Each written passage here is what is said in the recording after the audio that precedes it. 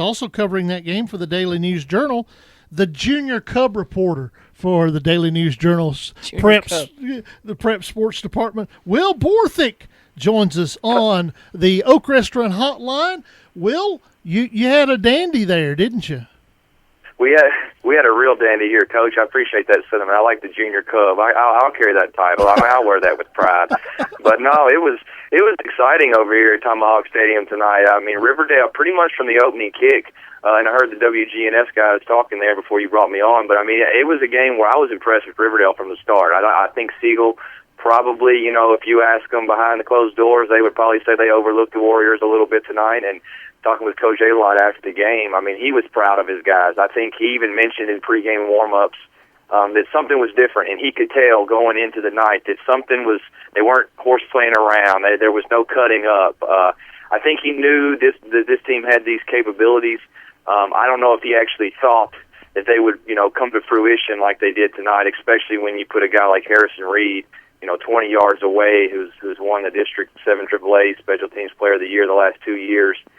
You give him that opportunity, 99 out of 100 times I believe he makes it. Tonight, fortunately for Riverdale, he didn't, and the Warriors finally got something they could hang their hat on in 2013. Yeah, the freshman team, of course, went to the Lions Bowl last night, victorious there. So it's the future looks a little brighter there at Riverdale. As you said, it's a young team, isn't it? It is a very young team. I mean, I don't know how many freshmen they had out there starting tonight, but I'll highlight a couple of them, starting with quarterback Gene Odom. He had his best game of the year so far. He was 12-19 for 179 yards passing. He also had a touchdown right before halftime to senior wideout Tad Onwu, who went over the century mark with 7 catches and 110 yards receiving. And they didn't turn the ball over tonight, too. I mean, that was key. They lost to Bradley Central earlier in the year because they couldn't hang on to the ball, and probably could have kept a couple other games a little closer down the stretch if they could have just not turned it over. They did have one fumble early. I think it was in the first quarter. It didn't cost them anything. I don't think Siegel got points out of it. So aside from that one mistake early, Riverdale pretty much played flawless, and Siegel, I think they were flagged 12 times for almost 100 yards in penalties. Still racked up about 470 total yards, but just never could get that big play to take the team out of it and kind of, totally kill their spirits. And I got to hand it to Riverdale. I didn't see this game coming, and I think anybody that tells you they did see this game coming, maybe telling us a story, I think. Yeah, they might have a revisionist history on their mind, right?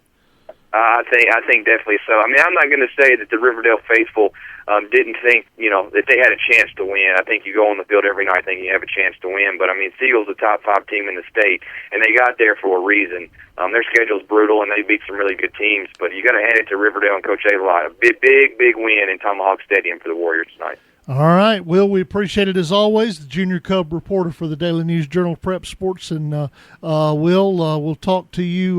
We'll talk to you soon, if not next week. Okay.